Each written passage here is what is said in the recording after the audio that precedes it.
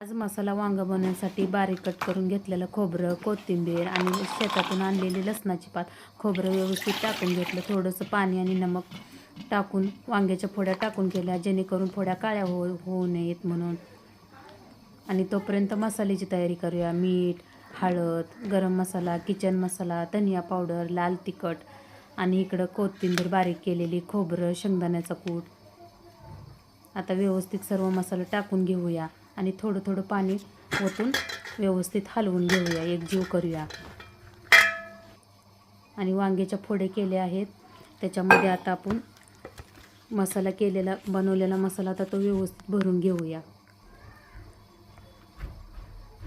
वांग्याच्या फोडीमध्ये व्यवस्थित मसाला भरून घेतलेला आहे बघा, बारीक केलेला. आता एक कढईमध्ये एक पळी तेल ओतून घेतलेलं आहे. अजून एक पळी तेल ओतलं आणि थोडंसं जिरं टाकून घेतलं. आणि ज्या वांग्याच्या फोड्यामध्ये आपण मसाला भरून घेतला होता तो आता व्यवस्थित कढईमध्ये टाकून घेऊया. तेल तापलेलं आहे, सर्व फोडी टाकून घेतल्या आहेत आणि उरलेला मसालाही टाकून घेऊया.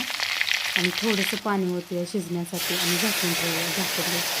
आता झाकून ठेवून झालेलं आहे बघा. आपलं भरलं वांगं तयार झालेलं आहे. कसं वाटलं नक्की कमेंटमध्ये सांगा.